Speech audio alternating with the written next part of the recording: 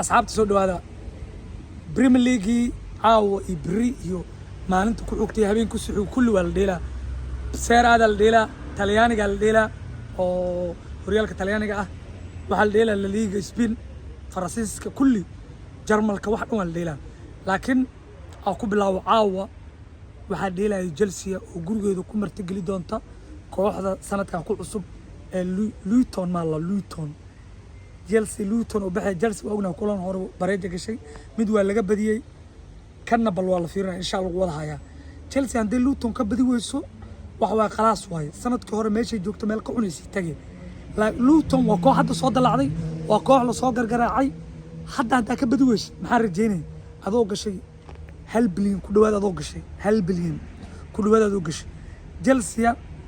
waa in Luton garaacda aniga rijaal aan fikirkayga kulanka saadaasha hadda ka dhibto Chelsea waa badinay inkastoo meel wadi ceebays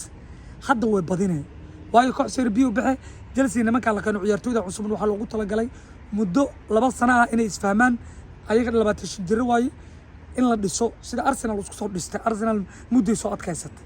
Martinelli Isaac iyo asxaab badan hoos laga soo bilaabo waa la soo dhisay meel fiican ay imaadeen nimankan hadda oo Chelsea-na sidoo kale waay nimankan oo Chelsea oo isha xaaladda aragto ku sugan inay hadda soo dhisaan imaadaan meel fiican inay cabir fiican inay imaadaan al rabaa sidoo kale sabdi galabteeda waa la dheelaa waxa dheelaayo Arsenal oo u bixi doonto Fulham oo kulanka ugu xisaab badan ugu adag waay sidoo kale United wax bixi doonta Nottingham Forest Tottenham waa dheeli doonta laakiin kulanku waa Arsenal oo labadii kulan la soo dhaafo badisay 3 gool dhalisay 1 gool laga dhaliyay ciyaar laba hal ku ciyaar Liver taas waxay cadaan u tahay Arsenal weerarkeeda inay hurdada wili ka kacsaneen difaaca Arsenal inuu fiican yahay laakiin weerarkeeda wili hurdada ka kacsaneen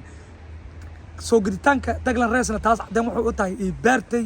oo dhexda laga wada dhalsiyo Chelsea Arsenal gadaasheeda inay si adkaato waayo waxa ku dareemi kartaa 2 iyo 1 Liver 3 gool 1 gool laga dhaliyo kulankii hadda 1 Liver ku badisid gadaasha Arsenal inay adag tahay faa'iidada uu leeyahay Declan Rice in la keenana waa gadaal oo noqotay shubsi noqotay gadaal si adkaat raacashadiisa iyo meesha uu taagan yahay baartay oo si taagan saliib oo caafimaad qaba Ben White ragga uu isku ka keenay inkastoo Timber uu dhaawac noqday dhanka kale Arsenal Fulham sanadkii waa waajibsato waa aragteen Fulham team adag waa London ka wada dhisantaa waa lagu adkeey way isku adkeeyaan laakiin Fulham badana Arsenal ma celiso Arsenal kulankaas guulaasina waa kulankooda saddexaad oo xiriir ay badiyaan sida hore nagu sheegana tartanka Arsenal iyo wuxuu ka dhaxay doonaa City Arsenal muddo soo dul qaadanaysay soo adkeynaysay soo dhisaysay 20 jir ka adag birkantay heestaas cadan u Martinelli Isaac iyo Odegaard iyo Nketiah iyo Jesus iyo Declan Rice Ben White Saliba iyo Ishak Timber iyo Ramsdale iyo Bortoliga hata raaya hata ay kareen Arsenal waxa way naadu diyaarsan inay City la tartanto challenge gareyso haddii diidaysan daayeelis adiga ku taala waana ka arki doontaa kubadeeda iyo xamaasadeeda soo socota bariyaan FA Cup-ka FA-ga iyo idaacadaha UK waxa bilaaween xayisiin khaas oo Arsenal waa geensada iyo kansadeen Declan Rice wuxuu ku soo kordhiyay in teamka la amaano dhanka kale United waxay bixi doontaa Nottingham Forest kulan waa badisay kulan Arsenal ka badisay team waxa waa shaqo taga oo adag oo u diyaarsan inay challenge gasho Serie B sanadka hore ka badbaaday sanadka inay meel fiican tagto United waa ka warsan tahay labadii kulan oo soo dhaafo aragnay kulan dirqiyo ku badisay kulanna waa laga badiyay Nottingham Forest oo baxay aniga Nottingham Forest iyo United badinaysa aan leeyahay Benoniga waxa fiican moogta marmar in meelo badan laga fiiriyo inkastoo United ka muuqan dadaal badan iyo koox guul keeni karto adag in kastoo ay ka muuqan haddana saasay tahay aniga waxa taagan rijaalahan United ayaa badinayso kulankaas ay ka guulsiinaa Manchester United iyo Nottingham Forest Manchester guulsiinaa Nottingham Forest in kastoo shaqo tagta Tottenham waa badinaya leeyahay warkay nagu badinayo kulamada la dheelayo caaw Chelsea iyo Luton dheelayso Chelsea badi doonto biri galabo dheelayso Arsenal iyo Fulham Arsenal Tottenham badi doonta United iyo Nottingham Forest-na United dhanka kale Talyaaniga waa dheelaa Milan la dheelayso Faransiiska Paris waa dheelaysaa war soo dhawaadaan leeyahay YouTube-kana soo booqda mar walba iyo waqti walba soo booqdaan leeyahay sidiisa uu kala kacsan yahay kala kiciyo kor u sii qaada horyaalka Sacuudiga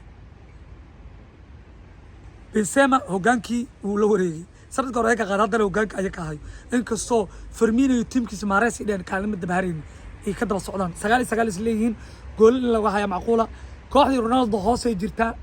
Al Hilal kooxdii Neymar saddexaad ay ku jirtaa kooxdii Gerrard iyo Henderson altifaaqna wuxuu ku jirtaa afraad Ronaldo kuma jeednaa la tiimkiisa Al Nassr ay si dumaana iyo soo dhawaadan ilaa warka yaani ugu badin Messi finaal taagan way ugu soo dhacday yaani iga tagin Messi finaalkii labaad uu dheelaa habeenada minuu dheeli doonaa rajayna asagana uu dheelaa war yaani ugu dil Messi finaal koob uu qaaday Ronaldo koob uu qaaday Messi finaal kale fadhiya habeenada ciyaar dhinteen Ronaldo soo noolaaday ogeedeen Messi sidoo kale ciyaar dhintay uu soo noolaaday labadaasna wili challenge waa ka dhaxeeya